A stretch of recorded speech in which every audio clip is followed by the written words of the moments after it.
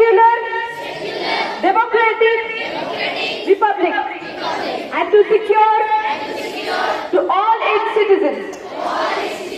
justice, social, economic, and political liberty of thought, expression, belief,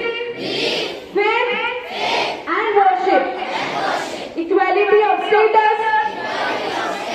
and of opportunity, and to promote among them all fraternity, assuring the dignity of the individual and the unity and integrity of the nation. In our Constituent Assembly, this 26th day of November 1949, do hereby adopt, enact,